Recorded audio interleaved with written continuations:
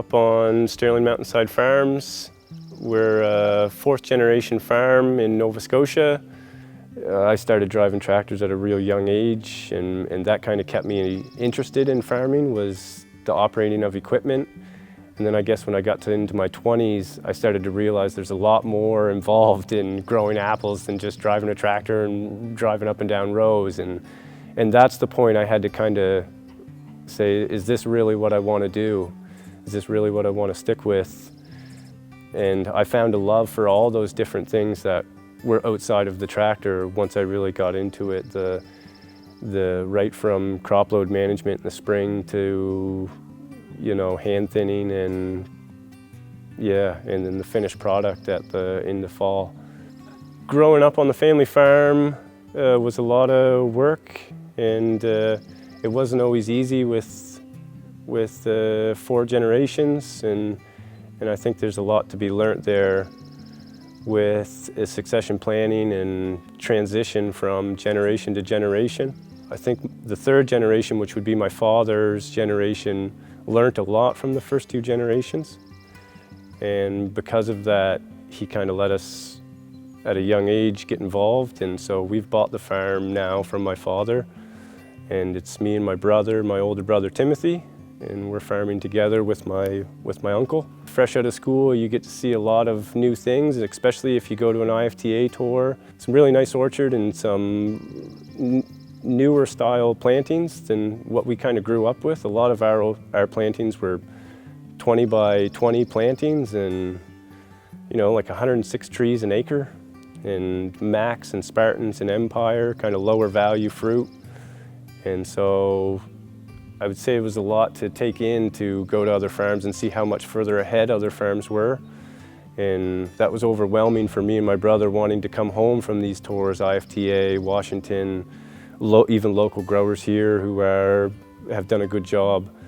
And to see that and not be able to necessarily make a change immediately, you can't just pull everything out and replant, and you know, you need cash flow, you need some orchards. So I think a big focus for us was to really find out what wasn't paying the bills and what wasn't making us any money, and start to pull out those acres. And for us, a nursery was a big thing for us. We started growing our own trees, and we feel like we saved some costs there, although we've definitely made mistakes in the nursery game as well. But we've got into bench grafting, and we're doing a lot of bench grafting, growing some really nice 1-2-year-old bench grafts. And so now when we're planting an orchard, we're starting out with something really nice right from the beginning. So since, I guess, 2014, we started with my brother's and I's first nursery, and we planted that nursery, and my uncle and my father, the closest they would let us go was 16 feet. And we begged them to put in 12-foot rows. And so on the outside of that block, we put in 4 or 5 12-foot rows. They let us put in 4 or 5 12-foot rows and said, well, there you go, there's your 12-foot row, there's your high density you guys want. So it wasn't very long after that they recognized the advantage, as well as us, as what you can get with that high density. We've been planting quite aggressively, and we're up to 100 acres of high density now with all of our own homegrown trees that we've grown ourselves. And I got an opportunity to work at another farm. I think that proved a lot to my father and uncle, that I was able to run a farm and manage a farm and make it work. And my brother was here that whole time slugging it out with the family. And after 3 years of me being out there, the family decided that if you guys want a farm and you guys want to get involved at a young age, you've proven that you can do it, then why don't you come home and buy the farm? My brother and I did a farm loan plan and bought the farm that season. And I think a lot of credit goes to my uncle and my father for letting us come home at 30. I would have been 30 when I came home, and I think their father continued farming till 87 and tried to take control of the farm till 87. So, you know, it just doesn't give that next generation an opportunity.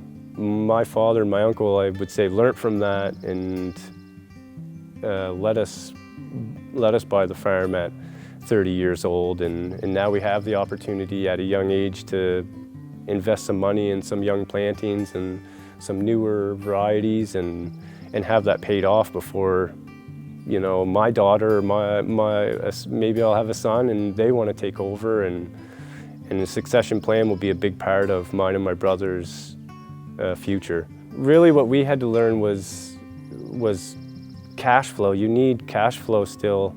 And as aggressive as me and my brother would like to have been and just yanked everything out, you know, you can't do that. So for anybody that is in a succession plan or in a situation that they have an older generation, don't push too hard early on and get involved in the farm and really make sure that you know the type of system that you want to put in and the type of rootstock and the varieties that you want to put in, and make sure you know what's not paying the bills, and start there and pick away at it if you can, you know.